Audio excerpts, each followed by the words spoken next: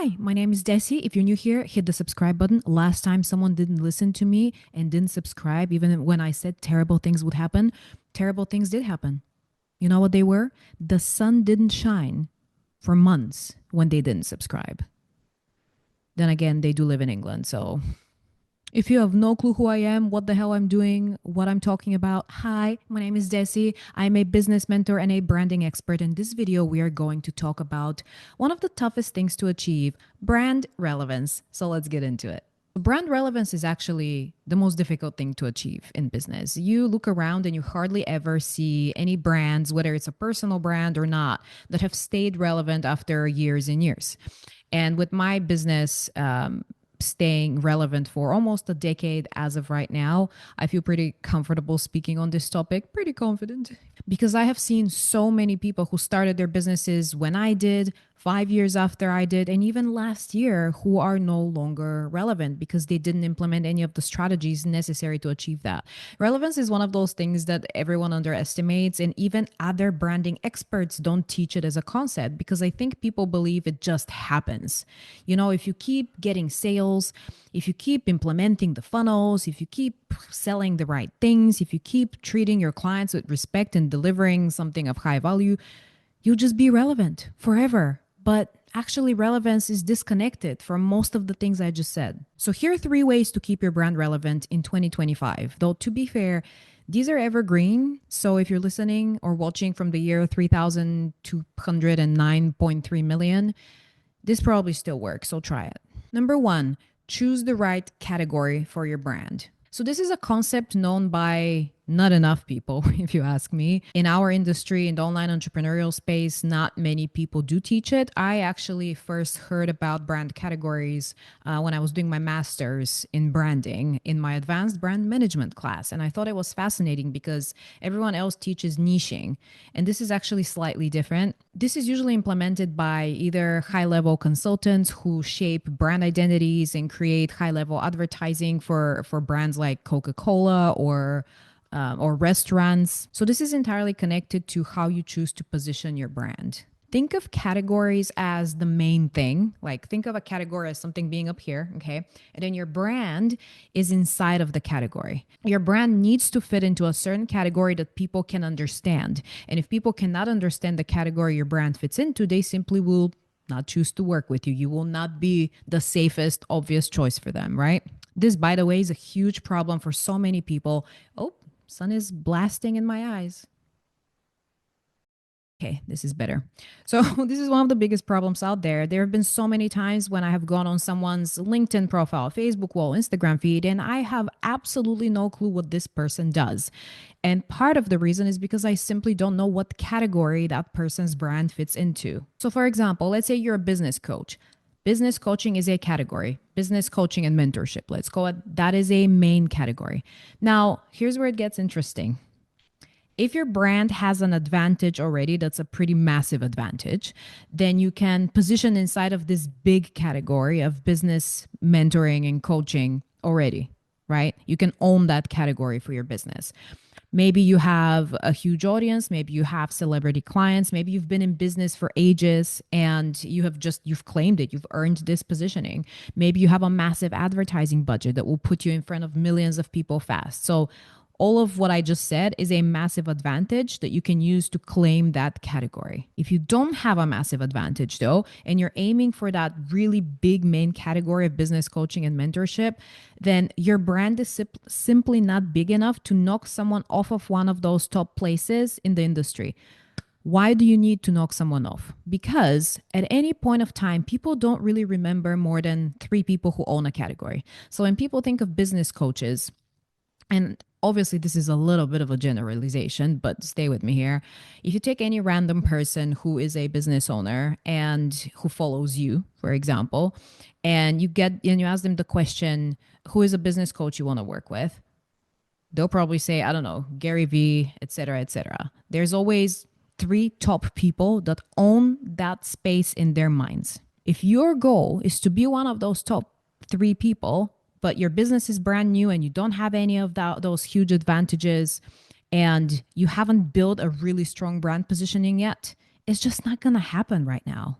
So until you become big in the industry and you can claim one of those top spots, you need to find a subcategory. Examples of subcategories for business coaching, for instance, can be a business coach who specializes in human design, right? That's a subcategory these days. You can be a business coach that specializes in copywriting or gene keys, right? You can position yourself as a business coach that specializes in strategy, or business coach that specializes in energetics. There are even business coaches who only work with clients who are religious, for instance, like a God-driven, faith-driven business coach. That's a subcategory. So then the question becomes, can you fit into any of those subcategories as one of the top three names of people that any random person can think of when you say, oh, who is a business coach that specializes in human design that you would love to work with? If the answer is yes, great. You have your category. Go right ahead and claim the spot. Call yourself that and start creating content. Put it in your bio. Make sure everyone knows that this is the category you are claiming. It's very important to let people know which one you're claiming so that they know where to tag you and who to recommend you to. Because if people don't know what you specialize in and what you present yourself as, what you present your brand as, they will not be able to bring clients to you. A great example is Sunny Lenarduzzi. Actually, I just love her. She is a very big name in the business mentorship space. She didn't want to call herself just a business coach from what I'm seeing, at least when she started out, because she couldn't dominate that category just yet. So what she did was she went full steam ahead with YouTube. And she's now the first person for millions of people out there who think of a YouTube coach and mentor. If anyone is thinking about growing a business with YouTube, this woman is definitely one of the top three people on their mind, if not the top. And the sun is back. I really shouldn't complain because I am in England. So let's say you sell paintings, right? Your own art that you create. Now, I sell paintings isn't exactly a very strong value proposition, even though that's unfortunately what a lot of artists, how they put themselves out there. So the category here is paintings. Now, unless you're so massive as an artist that when people think paintings, they immediately just think of you, then that's too vague. And we gotta go at least one category deeper. So what's the subcategory that we can start playing around with? Well, you could go with minimalistic paintings. You could go with humorous paintings. You could go with paintings of pets. I love that. There's always a couple of companies that my mind goes to when I think of paintings of pets. And I even have one of my cats, Lucifer's portrait as a Roman warrior hanging in my office, which was made by one of those companies. So they didn't go for portraits, they went for pet portraits. And in fact, they went even deeper than that because it's humorous pet portraits. I actually have a client who is an incredible artist and she can paint and draw pretty much anything, but she focuses on cows. Yes, cows. And you know who buys those? A lot of people who love animals, a lot of farmers. Farmers are a huge target audience for her actually. And now she's transitioning, I wouldn't say transitioning out of it, but she's expanding because she's built an audience to this. She got noticed. People fell in love with her art. And because that happened, she can now expand and do what she really wants to do. Patience is a virtue sometimes. I don't have it really, but it helps. Final example, and something I fell in love with once. If you're a copywriter, again, really big category, right? So what's a subcategory that you can choose? I once went on a woman's website who is a copywriter because I was doing competitor analysis for another client. And the subcategory that she chose, and that one was so fascinating, was copywriting with humor. But then she was like, I'm going to go a step deeper. And so she chose copywriting with humor, focusing on metaphors. And that's what she does. She goes and she transforms her clients' writing with metaphors and she makes it hilarious. So, how is all of this choosing a category for your brand really different from niching down, right? Because niching down is being taught by absolutely everyone in the online space and it annoys the hell out of me. I've never niched. I don't want to niche. I don't need to, and most likely neither do you. Because the way niching is taught is that it's about the person you want to work with, right? It starts with the ideal client. Oh, I work with service-based entrepreneurs. I work with people who make $1 million a year. I work with heart-centered businesses. So I don't believe in the concept of niching being taught like this. I believe in the concept of categories because you start with the how the brand is positioned. So you start with the identity of the brand before all of that. So it doesn't have to be about who you want to work with. It can be about the way you want to work, like human design, for instance. It can be about what you want to create, funny pet portraits. Categories, it starts within. And with niching, the way it's usually taught is it starts from outside of you, which is where people get lost and confused. Number two, how do we keep our brand relevant? By not getting too comfortable. And I cannot stress this enough. I used to hold the belief that most others believe, which is if it works, don't screw with it. And okay, in some areas this applies, but not when it comes to your brand. And the people who usually hold that belief are exactly the ones who let themselves get a little bit too comfortable and then everything goes to hell. When people do not see that you are constantly up leveling, up leveling, I can English, I can totally English, it will become very difficult to stay relevant and keep bringing attention to your brand. It will also become difficult to keep your clients for years and years and build your business on stability and recurring revenue through retention because people want to stay with people who are constantly evolving, not with people who don't screw with it if it works. This is why all of my offers are filled with a lot of the same people. Yes, I'm constantly growing my audience and constantly bringing new people in. But when someone buys one thing from me, they don't really stop there. They always take different journeys with me depending on what I have on offer at the moment. So, how do we make sure that we don't get too comfortable? Actually, before I say that, just to be clear, when I say don't get too comfortable, I don't mean don't feel safe in your business. I just believe, and I will die on this hill, as a business owner, as someone who is running a brand online, is why did I say online? Online or offline, doesn't matter.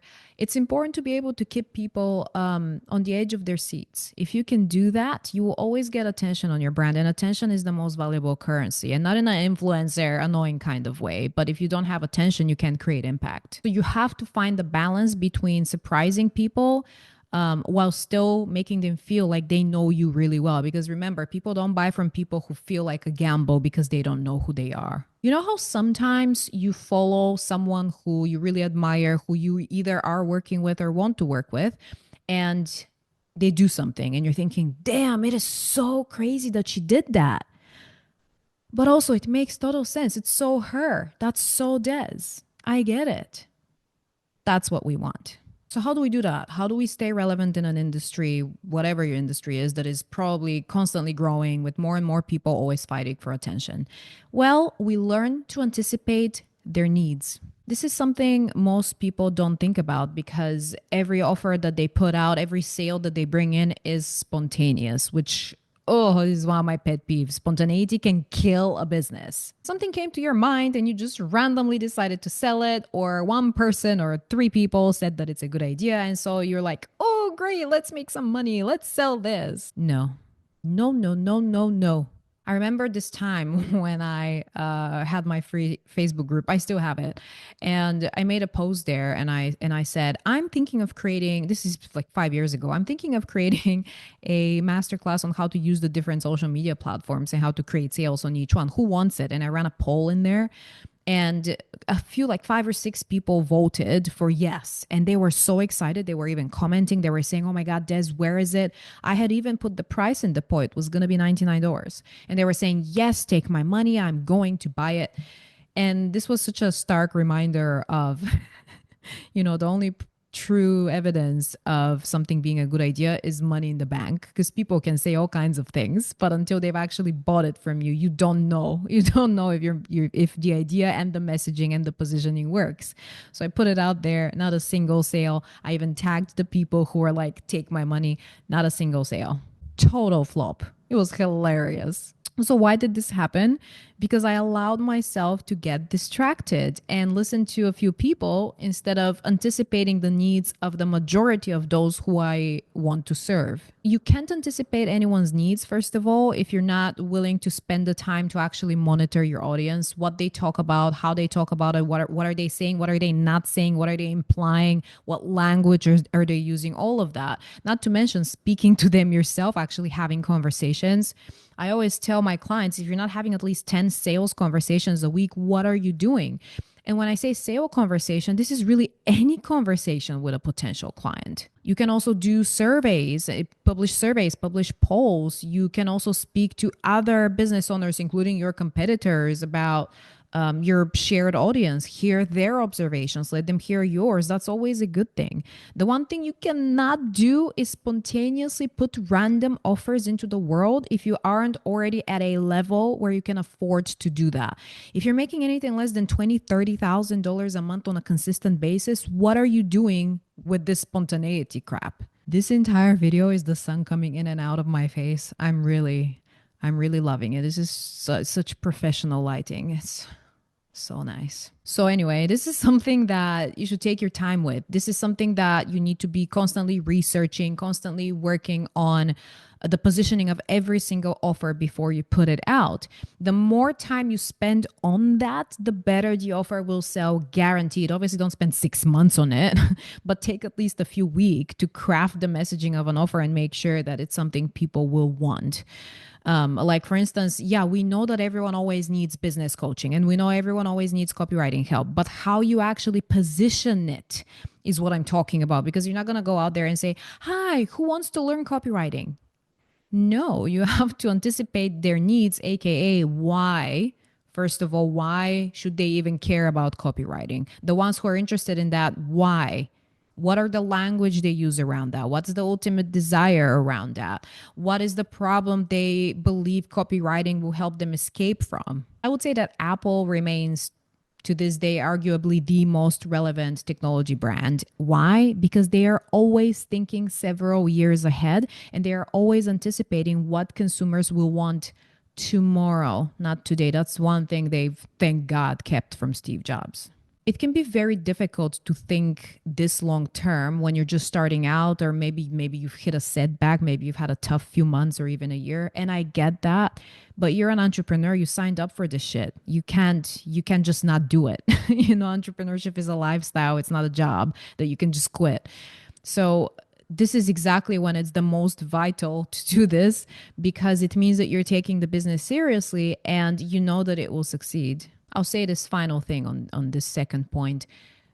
Those who adapt will do okay, right? Those who don't adapt moving forward will simply disappear. They'll be erased as businesses and as brands. But you can't afford to just adapt anymore, because it is those who innovate, those who blaze a trail that will thrive. Just saying. So ask yourself, what do you think your clients are going to want and need 12 months from now, 2 years from now, 5 years from now? Think about it. And point number 3, which is a very simple one, find the gaps. Find the gaps. So what are people in your industry not teaching? What are they not saying? What are they not even noticing? What are they not creating programs about? Or what are they not putting in their programs? So for instance, and correct me if I'm wrong, bring me this person if you know them, but I've never seen a single person create an entire program where all they do is teach people how to create recurring revenue in their business.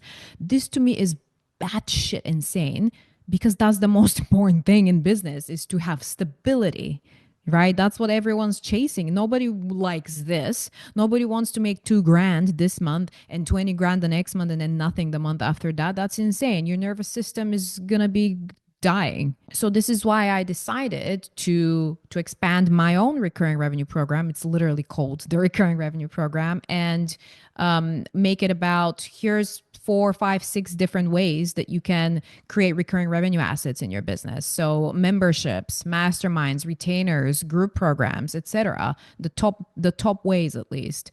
And everything else on the market that I have ever seen is very fragmented and incomplete. It's either just create a membership or it's create a mastermind. And I've never even seen anything about group programs. Find the gaps and be quick.